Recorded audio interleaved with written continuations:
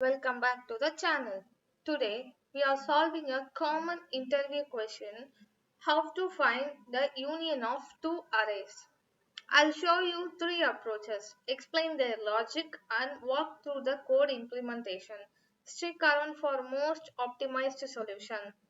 Okay, let's get started.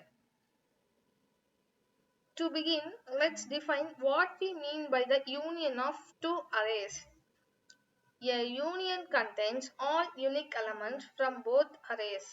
If there are duplicate elements, we only consider one of them. For example, if array of 1 has 1, 2, 3, 4, 5 and array of 2 has 1, 2, 3, the union will be 1, 2, 3, 4 and 5, which has 5 distinct elements. For array of 1 is 85, 1, 32, 54 and 6, and array of 2 is 85 and 2. The union will have 7 distinct elements. Now let's explore 3 different ways to solve this problem, starting with the most efficient. Okay. In this approach we use hashed, which automatically handles duplicates for us. The idea is simple. Add all elements from array of 1 into the set and add all elements from array of 2 into the same set. Since set only store unique values, we don't need to worry about duplicates. Finally, the size of the set gives us the number of distinct elements. Okay, let's implement the code. Step 1, create a hash to store the unique values.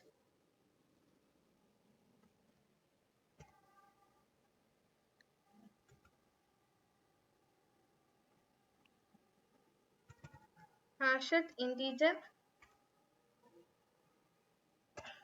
I give the name as union set.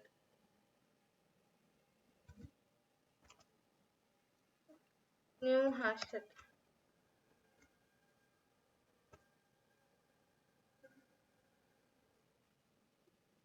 Okay. Step 2, add all elements from the first array. So that for int num is to array of 5. Sorry, array of 1.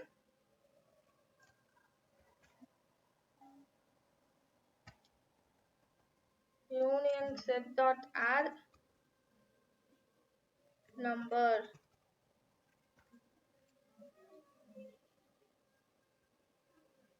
Step 3, add all elements from the second array. Same pattern. So array of 2 union set dot add num.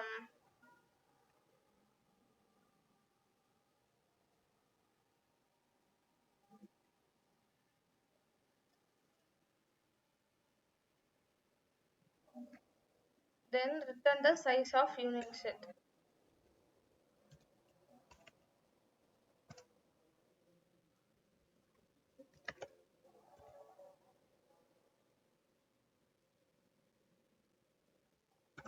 Set dot size. Okay.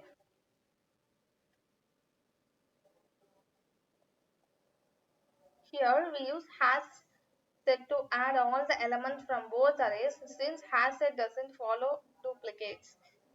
It ensures that only unique elements are stored. The final result is obtained by printing the size of the set. The line complexity is order of n, where n is the length of array of 1 and n is the length of array of 2. The space complexity is order of n plus m. This is the most efficient approach. Next, let's explore an approach where we first sort both arrays, then we use two pointers to iterate through both arrays. First, start with pointers at the beginning of the both arrays. Compare the element at each pointer. If one element is smaller, and it to be the result and move the next pointer. If both elements are the same, add it once and move both pointers. Once we finish one array, add the remaining elements from the array. Okay, now let's implement this technique.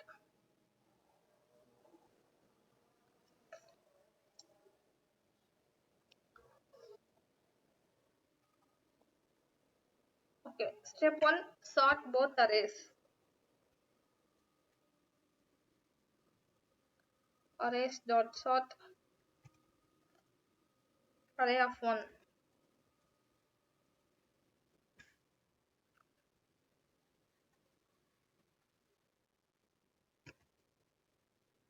Arrays dot sort array of 2. Step 2, use two pointers to iterate through both arrays. Int I equal to 0 as one pointer and int j equal to 0. Okay, while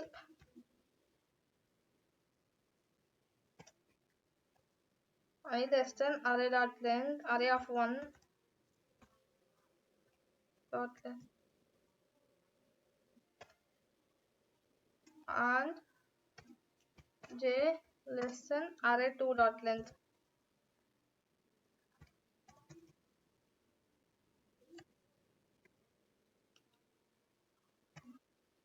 If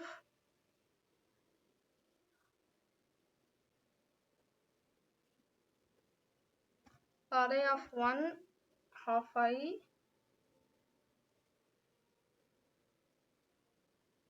less than array of 2 of j.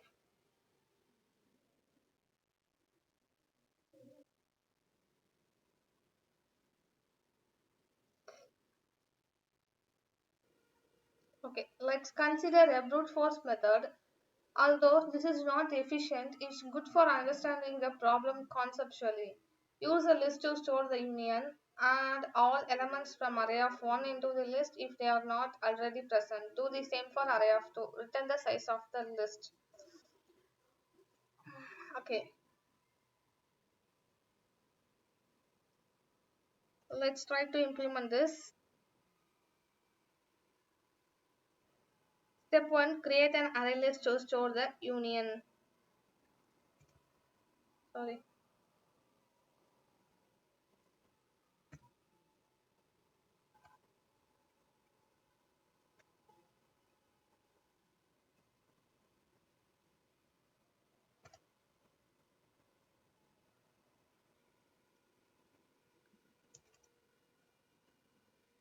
Array list.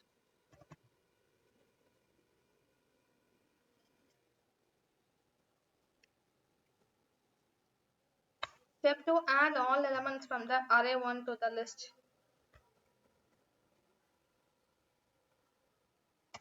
Int num is to array of 1 if not union dot contains num, then union dot add number.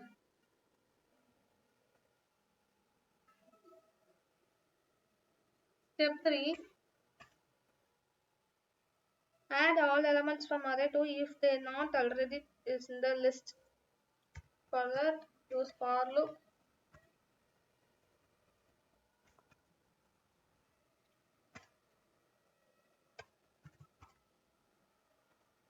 I have to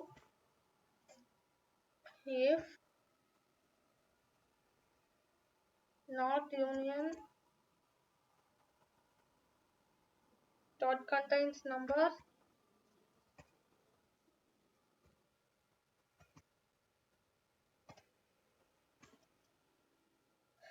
union dot add number.